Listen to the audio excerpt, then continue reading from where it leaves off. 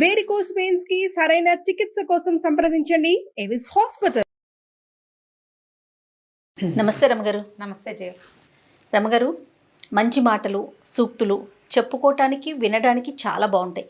వినేవాళ్ళు ఉంటే చెప్పేవాళ్ళు ఏదో ఒక సామెత కూడా ఉంది కదా, లోకు అన్నట్లుగా చాలా వింటామండి కొటేషన్స్ కానీ ఇలాంటివన్నీ.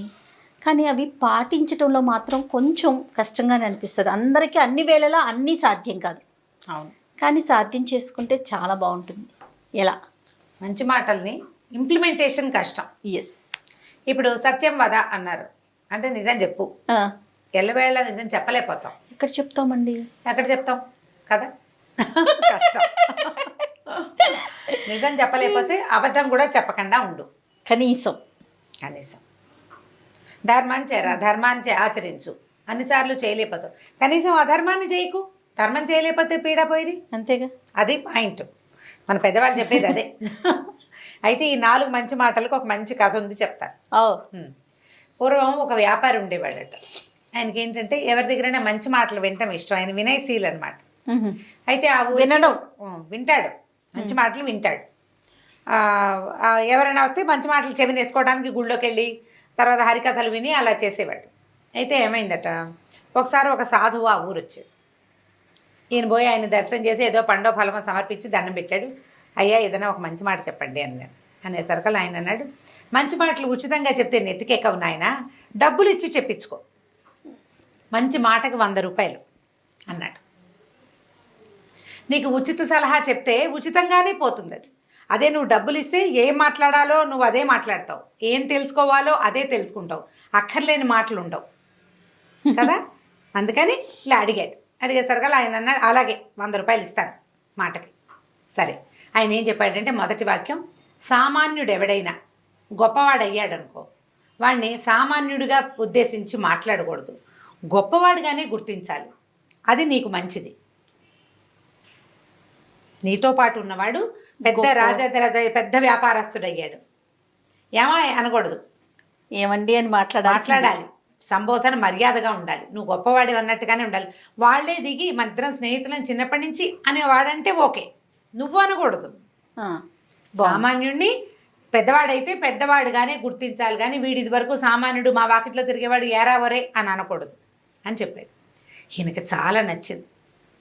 మనతో ఉన్న ఒక సామాన్యుడు గొప్పగా అయిపోవటం ఎంత బాగుంది అనుకుని, అయ్యా ఇంకొక మాట చెప్పండి. మళ్ళీ 100 అన్నాడు ఆయన. అలాగే అని ఇంకో 100 రూపాయలు చేతిలో పెట్టాడు. ఈయన ఏమన్నాడంటే, ఎప్పుడు ఇతరుల రహస్యాలు బహిరంగపరచద్దు నీ అంతటా నువ్వు. నీకు తెలుసు, నీ చుట్టుపక్కల వాళ్ళకు కూడా తెలుసు అనుకో, వాళ్ళందరూ మాట్లాడినా నువ్వు మాట్లాడద్దు. ఇతరుల రహస్యం ఎప్పుడు నీ నోటితోటి నువ్వు చెప్పకూడదు. ఇది చాలా వ్యాలిడ్ పాయింట్. మనం డిస్కస్ చేయడానికో, ఎవరికైనా చెప్పడానికో, లేకపోతే దాని గురించి మనం తెలుసుకోవటానికో ఎవరికైనా చెప్పామంటే అది పెదవి దాటితే పృథివీ దాటితే చాలా ఇబ్బందులు వస్తాయి దాంతో. అందుకని ఇతరుల రహస్యాలు చెప్పకూడదు. ఈయనకి ఇది కూడా బాగుంది, బాగా నచ్చింది. అయ్యా ఇంకొక మాట చెప్పండి అన్నాడు. జేబు చూసుకున్నాడు, డబ్బులు ఉన్నాయి. ఇంకో 100 రూపాయలు చేతిలో పెట్టాడు. ఈయన ఏమన్నాడంటే, పని వాళ్ళతో చేయించగలిగే పనిని వాళ్ళతో చేయొచ్చు, నీ సమయాన్ని వృధా చేసుకోబోక. వ్యాపారస్తుడు కదా ఈయన, అన్ని పనులలోకి దిగి నువ్వు చేయొద్దు. వాళ్ళు ఎవరో చేస్తారు, నీ దగ్గర పనివాడు ఉన్నాడు, గుమాస్తా చేయాల్సిన గుమాస్తాతో చేయొచ్చు. అది ఎలా చేయాలో నువ్వు అక్కడ నిలబడి దగ్గరుండి చేయించి సమయం వృధా చేసుకోబోక. ఇది వ్యాపారానికి ఉపయోగపడుతుంది. అవును, వ్యాపార లక్షణం కదా అది. మనం ఇంకా కొంత ఆలోచించుకోవచ్చు. మన సమయాన్ని వృధా చేసుకోకుండా నీ పని నువ్వు చేసుకుంటావు, వాడి పని వాడు చేసుకుంటావు. సూపర్, బాగుంది. ఇంకో 100 ఇచ్చాడు. ఇంకొక మాట చెప్పండి, ఇదే ఆఖరి. ఆయన దగ్గర 400 ఉండే, 400 ఇచ్చేసాడు. అప్పుడు ఈయన ఏమన్నాడంటే, నీ మనసుకి నొప్పి కలిగిన చోట ఉండద్దు. నీకు మనసుకి చాలా కష్టంతో వచ్చింది, ఇంకక్కడ ఉండద్దు, వెళ్ళిపో అని చెప్పాడు. 400 ఇచ్చి ఈ 4 మంచి వాక్యాలు తెలుసుకున్నాడు ఆయన. ఇది అందరికీ పాఠమేనండి, అందరికీ పాఠమే. ఇందులో నుంచి నేను కూడా పాఠం నేర్చుకున్నాను. చాలా అత్యద్భుతమైన పాఠం ఇది. సరే, బాగుంది. అయితే ఏమైంది, కొంతకాలం అయ్యాక ఈ వ్యాపారస్తుడికి బిజినెస్లో నష్టం వచ్చింది.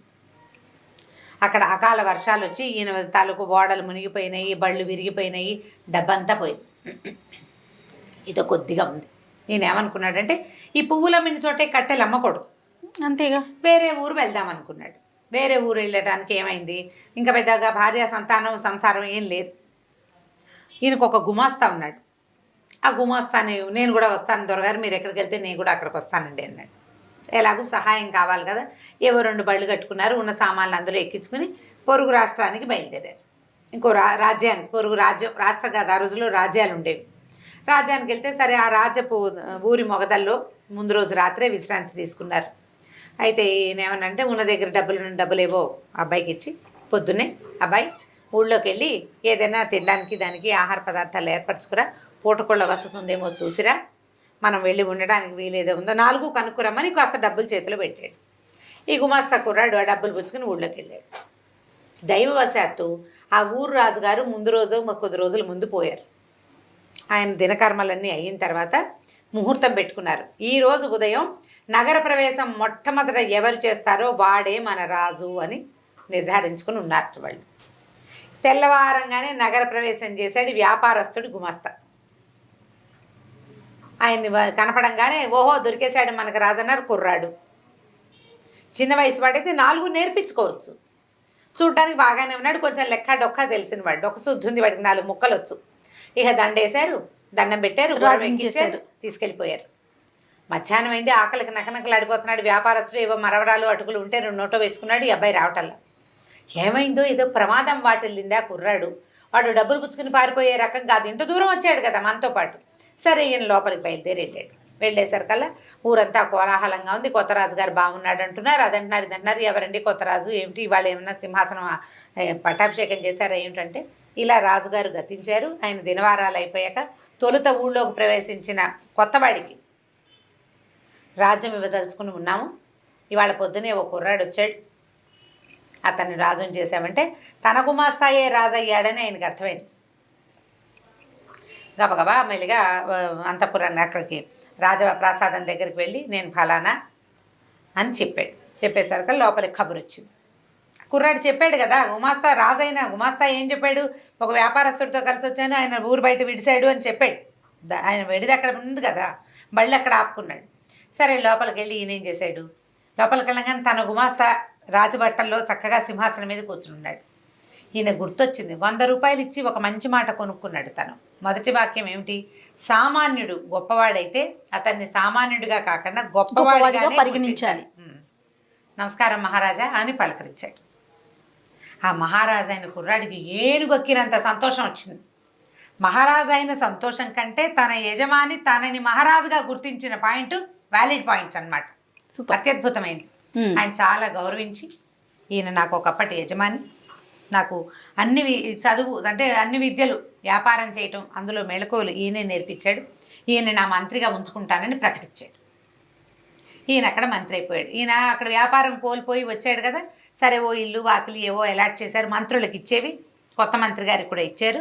ఆయన బండి గిండి అన్నీ తెప్పించి ఇక్కడ పెట్టారు. సరే రాజుగారికి ఆయన భార్యని, ఆ ఊళ్ళో అక్కడ పెళ్ళయింది గుమాస్తాకి, ఈయన వెనకాల వచ్చాడు కదా, ఆవిడని తెప్పించారు. ఆవిడ తెప్పించేశారు. తెప్పించిన తర్వాత ఏమైంది, కొద్ది రోజులు గడిచాయి. ఒకరోజు ఈ రాజుగారు ఇప్పుడు ఈ గుమాస్తా కుర్రాడు భార్యని అక్కడ వదిలిపెట్టి ఇక్కడికి వచ్చాడు. ఈయనతోటి ఆ భార్యకి అక్కడ ఎవరితోటో ఫ్రెండ్షిప్లు ఉన్నాయి. ఆ అమ్మాయి ప్రవర్తన అంత మంచిది కాదు. ఇక్కడికి వచ్చాక ఇక్కడ కూడా కొద్దిగా స్నేహాలు చేసింది. ఓ రోజు ఈయన ఏవో అవి ఇవి అంటే అశ్వశాలలు గోశాలలు అవి పరిరక్షణ అవి వాటి కోసం చూస్తుంటే అశ్వశాలలో ఈ రాణిగారు ఆ అశ్వశాల అధిపతితోటి కనపడింది. దాంతో ఈయనకి ముందు టెన్షన్ వచ్చింది, తర్వాత భయం వేసింది.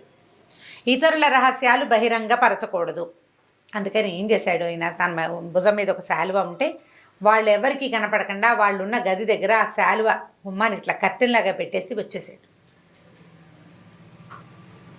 వచ్చేసేసరికల్లా ఆ అమ్మాయి చూసుకుంది, ఇక్కడ శాలువ ఉందంటే ఖచ్చితంగా ఎవరో మన చూశారు అని అనుకుని ఈ శాలువ ఎవరిది వాకపు చేసింది కొత్త మంత్రి గారికి అని తెలిసింది. కొత్త మంత్రి గారు రాజుగారికి పూర్వపు ఓనరు, పూర్వపు సేటు. ఈవిడేం చేసింది, మీ మంత్రి గారు దుష్ప్రవర్తన, నాతోటి సరిగ్గా ప్రవర్తించలేదు, నన్ను ఏదో అన్నాడు, నాతోటి సరిగ్గా చేయలేదు అని చెప్పేసి భర్తకి చెప్పింది. చెప్పేసరికల్లా ఇప్పుడు ఏం చేయాలి, ఈయనేమో ఇదివరకటి యజమాని, అయ్యో ఈయన ఇలా అయ్యాడా, ఇప్పుడు ఏమిటి ఇల్లు వాకిలి వచ్చి మంత్రి పదవి వచ్చేసరికి ఈయన ఇలా అయిపోయాడు అనుకుని రాజుగారికి చాలా కోపం వచ్చింది. ఏం చేశాడు, ఆయన్ని డైరెక్ట్గా శిక్షించకూడదు, ఎందుకంటే తన పూర్వపు యజమాని, తనే మంత్రిని చేశాడు, బాగుండదు, పరుగు పోతుంది. అందుకని ఆయనకి ఏం చెప్పాడంటే, మీరు ఒక పని చేయండి, కసాయి కొట్టుంది మనకి కోటని ఆనుకుని అవతల వైపు, అక్కడికి వెళ్ళి మాంసం కొనుక్కురండి అని చెప్పాడు. ఆ కసాయి కొట్టువాడికి ఏం చెప్పించారు, మాంసం కొనడానికి వస్తాడు, ఆయన్ని చంపేయమన్నారు. ఆయనేమనుకున్నాడు, మూడో మాట ఉంది కదా, మూడో మంచి మాట, 300 రూపాయల నోటు ఇచ్చి కొనుక్కున్నాడు. పని వాళ్ళు చేయగలిగే పని వాళ్ళతో చేయొచ్చు, నీ కాలం వృధా చేసుకోవద్దు. మాంసం కొనటం పెద్ద పనే, సైనికుడిని పంపిస్తే సరిపోతుంది. సరే ఏం చేశాడు ఈయన, ఆ వాకిట్లో పనిచేసే ఓ సైనికుడిని, అరే అబ్బాయి ఆ కసాయి కొట్టు నుంచి మాంసం కొనుక్కురారా, అది పట్టుకెళ్ళి రాజుగారికి ఇవ్వు, ఫలానా లేడి మాంసం కావాలట అని చెప్పాడు. వీడు పోయి సైనికుడు అక్కడికి వెళ్ళేసరికి ఆ కసాయి కొట్టు వాడికి ఏం తెలుసు, లేడి మాంసం అని ఎవడడిగితే వాడిని కొట్టేయాలి అంతే. ఆ సైనికుడిని కొట్టేసాడు వాడు. ఈ లోపల ఏమైంది, ఈ అశ్వశాలాధిపతి ప్రవర్తన మంచిది కాదని వేగుల వాళ్ళ ద్వారా ఈయనకి ఖబరు వచ్చింది, రాజుగారికి ఖబరు వచ్చేసరికల్లా ఆయన దుష్ప్రవర్తన ఎవరితోటని వాకపు చేస్తే అది తన భార్యేనని తెలిసిపోయింది. అయ్యో నేను ఇంత పొరపాటు చేశాను, మంత్రి గారిని చంపేశానే వృధాగా అని అనుకుని ఆయన చాలా దిగులు పడుతున్నాడు. ఏం చేయాలో తెలియలే. ఒకప్పటి నా యజమాని నన్ను ఎంతో గౌరవించాడు, నన్ను అక్కడ ప్రేమగా చూసుకున్నాడు, ఇక్కడ గౌరవించాడు. వీడు నా దగ్గర పనిచేసిన వాడు అని ఒక్కనాడు కూడా అనలా. అంత మంచివాడిని నేను ఈ పని చేశానే అని చాలా దిగులు పడ్డాడు. దిగులు పడి ఏం చేశాడు, ఆయన ఆలోచిస్తుండగా మంత్రి గారు వచ్చాడు. చూసరికల్లా అయ్యా మీరు బతికే ఉన్నారా అంటే, ఎప్పుడు ఆయనకు అర్థమైందనమాట. అతను రాజుగారు ఏమడిగాడంటే, మీ శాలువ ఫలానా చోట ఎందుకుంది, మీరు అక్కడికి వెళ్ళారా అని అడిగితే, అప్పుడు ఈయన ఏం చేయాలో తెలియక, నేను అక్కడ ఒక చూడకూడని దృశ్యం చూశాను, ఎవరైనా చూస్తారని శాలువ అడ్డం పెట్టాను అని చెప్పాడు. చెప్పేసరికల్లా రాజుగారు తను కన్ఫెస్ చేసేసాడనమాట.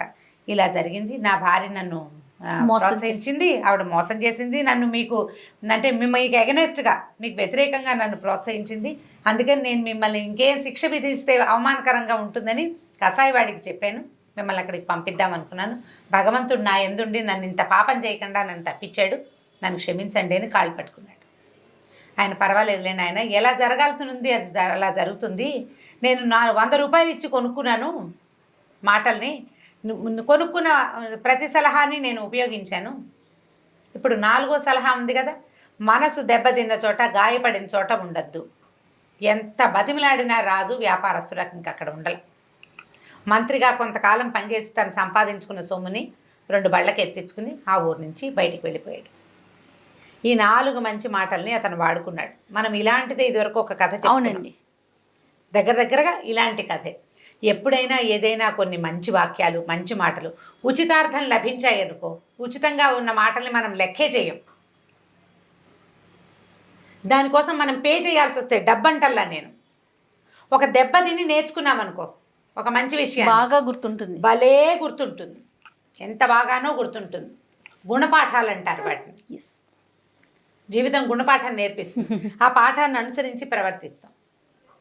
ఉచిత సలహాలు పెద్దగా ఉపయోగపడవు, కానీ ఇలాంటివి అంటే మన మూల్యం చెల్లించి తీసుకున్న సలహా ఉంది చూసావా, అది బాగా ఉపయోగపడుతుంది.